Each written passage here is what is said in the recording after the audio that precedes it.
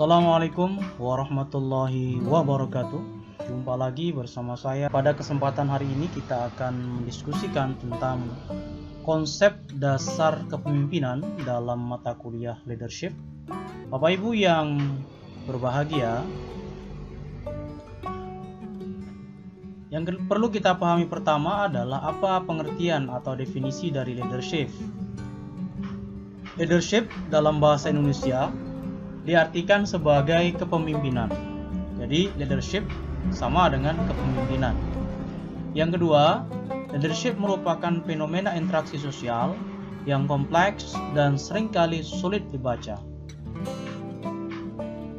Menurut Wahab tahun 2008 bahwa kepemimpinan merupakan kemampuan dan kesiapan seseorang untuk mempengaruhi, mendorong, mengajak, menuntun, menggerakkan atau memaksa seseorang atau kelompok agar mau menerima pengaruh selanjutnya, berbuat sesuatu yang dapat membantu tercapainya suatu tujuan tertentu. Lalu kepemimpinan juga diartikan sebagai kemampuan untuk mempengaruhi perilaku seseorang atau sekelompok orang untuk mencapai tujuan tertentu pada situasi tertentu, di mana kepemimpinan merupakan masalah sosial yang di dalamnya terjadi interaksi antara pihak yang memimpin dengan pihak yang dipimpin untuk mencapai tujuan bersama, baik dengan cara mempengaruhi, membujuk, motivasi, maupun mengkoordinasi. Basri 2015. Bapak Ibu yang berbahagia, adapun kepemimpinan di dalam Islam disampaikan bahwa Abdurrahman Asy-Syarqawi tahun 2010 dalam bukunya mengatakan bahwa sepeninggal Rasulullah terjadi kekosongan pemimpinan. Terjadi beberapa gesekan bagi mereka yang masih hidup, seperti halnya udara yang masuk dari ruang kosong yang saling bertabrakan. Hingga akhirnya disepakati bahwa Abu Bakar sebagai khalifah pertama kepemimpinan dalam Islam harus mampu memberikan perubahan dan pembaharuan secara signifikan sehingga melahirkan kepemimpinan yang kuat atau strong leadership yang visioner dan mampu membangun budaya organisasi yang efektif dan iklim organisasi yang kondusif. Istilah-istilah kepemimpinan di dalam Islam, ya, saya akan lewati ini. Istilah-istilah kepemimpinan di dalam Islam disebut juga dengan istilah khalifah, juga disebut dengan istilah imam, kemudian disebut juga ulil amri.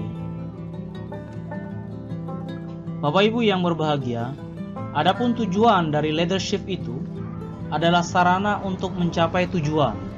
Kalau seseorang memiliki strong leadership, maka percepatan untuk mencapai tujuan itu akan mengalami kemudahan. Yang kedua adalah leadership adalah sarana untuk memotivasi orang lain. Adapun fungsi leadership itu sendiri, yang pertama adalah fungsi administrasi, yaitu mengadakan formulasi kebijaksanaan, administrasi dan menyediakan fasilitasnya. Yang kedua adalah fungsi sebagai top management, yaitu mengadakan planning, organizing, staffing, directing, commanding, controlling, and sebagainya. Bapak Ibu yang berbahagia,